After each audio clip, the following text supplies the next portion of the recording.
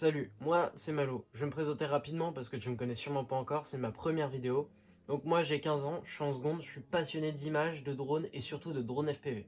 De faire une vidéo comme celle-ci, ça me tenait à cœur parce que c'est ce type de vidéos qui m'ont permis de me lancer et qui m'ont motivé à rentrer dans la discipline et le hobby du drone FPV. Du coup l'objectif ce sera de parler éventuellement des problèmes que j'ai eu, des kiffs qu'on a dans le drone et éventuellement des points faibles parce que c'est ce qui peut être super intéressant quand on veut débuter. Salut, je vous coupe juste avant que la vidéo commence. Je suis en train de faire le montage et je me suis rendu compte de deux problèmes. Le premier, c'est qu'il y a des moments où j'ai pas été super clair, du coup je les clarifierai ici, donc faudra pas s'étonner s'il y a des faux raccords. Et même chose, j'ai eu des problèmes de caméra, ce qui fait qu'il y a des moments qui ne sont pas enregistrés, du coup je les retournerai pareil ici. Donc ce sera tout à fait normal si vous me voyez réapparaître ici en milieu de vidéo ou au milieu d'une explication. Donc moi j'ai commencé plutôt tôt le drone avec un Parrot Bebop 2, donc c'est un drone qui n'est pas excellent mais il m'a permis de découvrir vraiment ce que c'était de faire voler un drone et puis d'essayer d'exploiter un peu les images après, même si c'est vrai que ces images m'ont pas permis de faire grand chose au vu de la qualité du drone. Mais du coup, moi, en tant que passionné de vidéos, de drones et d'images, j'ai eu rapidement envie de monter vers une gamme supérieure, donc je me suis intéressé vers les drones de DJI, et c'est là que j'ai trouvé le produit qui m'intéressait. Donc j'ai acheté le Mini 3 Pro. Donc ce Mini 3 Pro, c'est vraiment le drone avec lequel j'ai vraiment commencé à kiffer en vidéo, et qui m'a fait comprendre qu'il fallait que je continue absolument dans ce hobby et dans la vidéo. Avec lui, j'ai aussi pu faire mes premières vidéos, notamment sur Instagram avec son mode vertical qui est plutôt sympa. Mais ce drone, il m'a aussi accompagné lors de mes vacances pour prendre mes meilleures vidéos et photos avec la famille. Et en parallèle de l'achat de ce drone, de plus en plus sur YouTube, je trouvais des vidéos de drones FPV. Donc c'est comme ça que j'ai découvert cette discipline, en voyant d'abord des vidéos, puis de plus en plus de vidéos recommandées par l'algorithme, voyant que j'aimais ça. Et c'est comme ça que je suis tombé notamment sur les vidéos de Ketmo, qui m'ont fait découvrir son évolution et qui m'ont dit mais moi aussi je pourrais me lancer dans le drone. Et c'est comme ça que je me suis lancé assez rapidement. Donc maintenant que j'étais captivé par ce monde du FPV, il me fallait absolument une initiation à cette discipline. Du coup j'ai couru sur Steam et essayé de voir s'il n'existait pas un simulateur gratuit. Et si, il existait. Il s'appelle FPV Skydive pour tous les débutants qui voudraient tester. Donc premièrement j'ai fait la chose qui n'est pas recommandée mais qui m'a permis d'avoir mes premières sensations de vol et de comprendre que ah oui c'est quand même pas si facile. J'ai piloté avec ma manette de Play 4, donc les sensations de vol n'ont rien à voir avec des vrais, mais ça permet quand même de tester et de voir si ça vaut le coup d'investir dans une radiocommande ou pas. Assez rapidement, je suis passé sur une radiocommande de chez Betaflight. Bon, honnêtement, c'est pas la meilleure des radiocommandes, je la recommande pas forcément, je recommande plus d'acheter une vraie radiocommande qui pourrait plus vous servir plus tard. Et du coup, sur ce simulateur, j'ai passé une vingtaine d'heures jusqu'à acheter un Betaflight 65S ainsi qu'un masque de chez Betaflight aussi. Donc ce drone, il m'a fait faire mes premiers vrais vols en FPV. Pour être honnête, ce Tiny Hawk je le recommande pas vraiment quand vous débutez parce que voler en intérieur c'est quelque chose d'assez dangereux vu qu'il y a des choses qu'on peut casser. Et pour voler en extérieur, il a vraiment pas beaucoup de reprises, c'est logique, il est tout petit. La maniabilité est mauvaise et puis le retour dans le masque peut assez vite dégoûter quand vous commencez en FPV dû à la qualité de la caméra et du masque. Donc Liftoff, c'est le premier simulateur que j'ai acheté, il coûte une vingtaine d'euros sur Steam, et donc c'est vraiment le simulateur avec lequel j'ai vraiment senti la meilleure augmentation, parce que c'est le simulateur sur lequel j'ai passé le plus de temps. Par rapport à FPV Skydive, on sent vraiment une physique de vol qui est plus réaliste et plus réactive. Et aussi la variété des maps m'a permis de découvrir de nouveaux tricks, ou elle m'a aussi permis de faire varier les plaisirs. Donc rapidement, du coup, après une quarantaine d'heures passées sur Liftoff, j'ai enfin décidé de m'acheter mon premier 5 pouces. Alors avec cette décision, il y a plusieurs questions qui l'accompagnent, notamment la plus grosse pour moi, quel protocole vidéo j'allais choisir. Donc j'avais le choix globalement entre l'analogique, un système de vidéo qui était relativement daté et qui présentait plusieurs défauts comme éventuellement assez rapidement la présence de neige ou une qualité plus mauvaise, ou alors choisir dans du numérique, de préférence chez DJI, avec lequel je pourrais directement enregistrer, avec une qualité de vol beaucoup plus agréable et beaucoup moins de défauts comme la neige. Personnellement, vu que je sais que c'est vers ce système que je souhaitais m'orienter plus tard, je me suis dit que ça valait pas le coup d'investir dans de l'analogique pour ensuite partir sur du numérique, donc j'ai directement commencé par du numérique.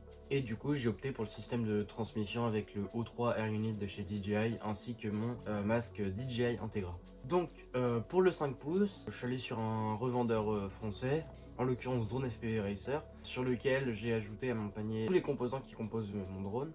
Ensuite j'avais quelques doutes sur certaines choses comme par exemple le récepteur ou la compatibilité de la stack avec quelques éléments. Du coup ce que j'ai fait comme toujours, je me suis rendu sur le Discord de WeAreFPV, j'aurais posé ma petite question, est-ce que ça c'est compatible avec ça?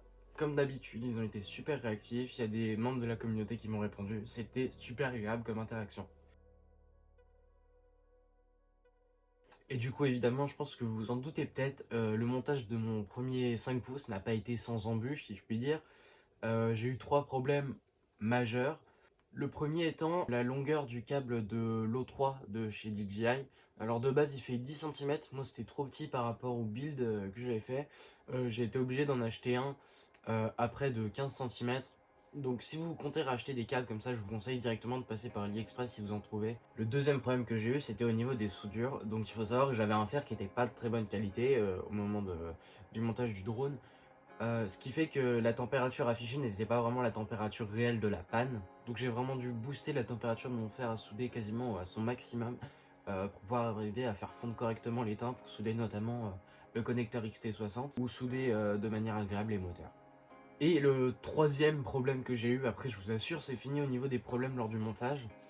Donc pendant que j'étais en train de souder, bon, j'avais mes moteurs à proximité et j'ai testé de faire tourner mes moteurs à la main, voir s'ils tournaient tous bien. Et là je vois qu'il y a un moteur, ça bloque, hein, je vous mets une vidéo d'illustration.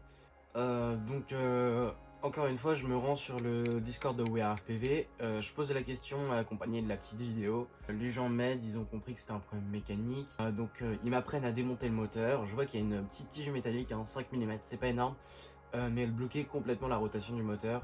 Une fois enlevé, le moteur remonté, il tourne à perfection. Donc l'hiver oblige, j'ai dû attendre un peu de temps pour avoir les conditions météorologiques optimales pour mon premier vol. Donc on arrive au jour du 24 décembre où chez ma grand-mère je trouve un champ à proximité de chez elle. Tout se passe bien, mes hélices sont fixées, je pose mon drone, je l'arme et quand je mets les gaz je vois que mon drone reste cloué au sol. Donc j'ai assez rapidement compris d'où venait le problème. Je me suis trompé dans le sens de fixation des hélices. Donc ça, regardez bien avant en amont comment fixer vos hélices pour pas vous tromper une fois sur le terrain. Je remets mes hélices dans le bon sens en essayant de faire attention à bien serrer les boulons. Donc je décolle, mon début de vol se passe parfaitement bien, j'adore les sensations que ça procure, c'est vraiment exceptionnel et hyper agréable.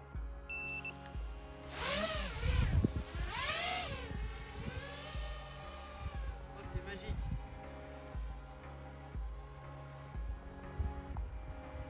Ah, c'est exceptionnel. Jusqu'au moment où pour tester les capacités de ma machine et mes capacités en tant que pilote, je décide de faire une vrille sur l'axe du roulis.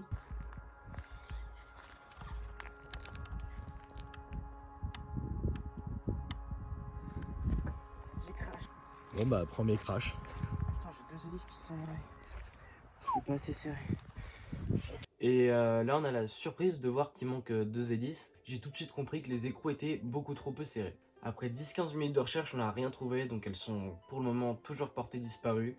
Donc après avoir acheté en urgence des nouveaux écrous, parce que je n'en avais pas en stock, on a décidé de remonter les hélices, cette fois-ci en serrant au maximum les écrous. Le lendemain, on part pour une session de vol. Mon premier vol se passe très bien, et puis après je redécolle, et puis j'entends vraiment un bruit bizarre, donc je décide de me poser très rapidement. Et en fait quand on regarde, on voit que l'hélice est complètement désolidarisée de l'axe du moteur, donc elle peut tourner sans problème. En rentrant à la maison, on inspecte les moteurs et les hélices pour comprendre d'où ça vient et régler le problème pour voler au plus vite.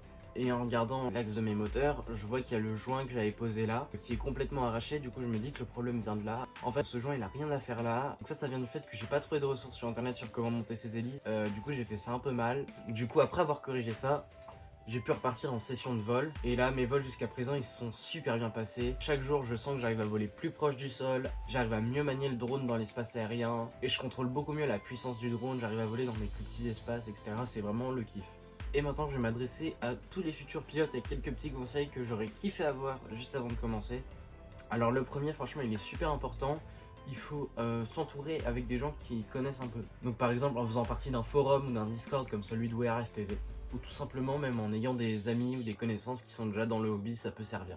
Le deuxième conseil que j'aurais, ce serait au moment du montage du drone, pensez bien à vérifier vos soudures, qu'il n'y ait pas deux soudures ou deux fils qui se touchent, parce que franchement ça peut foutre la merde. Et quelque chose qui rejoint ça, n'hésitez pas à prendre un fer de bonne qualité, franchement ça vous aidera et ça vous sauvera lors de vos soudures. Si vous avez peut-être un doute pour monter un composant ou quelque chose du drone, comme moi par exemple pour les hélices, allez demander à des gens qui s'y connaissent mieux que vous. Et ça vous évitera de faire des bêtises, voire même de cracher votre machine, ça c'est quelque chose qu'on a vraiment pas envie. Vos erreurs, elles font partie de l'apprentissage dans la discipline et surtout faut prendre du kiff dans ce que vous faites. Donc voilà, ma vidéo touche à sa fin. Donc c'était comment je me suis introduit dans le monde du drone et du drone FPV. S'il y a quelque chose que vous pouvez faire pour moi, ça serait vous abonner, mettre un like et aussi éventuellement laisser un commentaire, que ce soit des conseils ou des choses que vous avez bien aimé dans la vidéo. Moi ça m'aiderait énormément. Ciao, c'était Malo.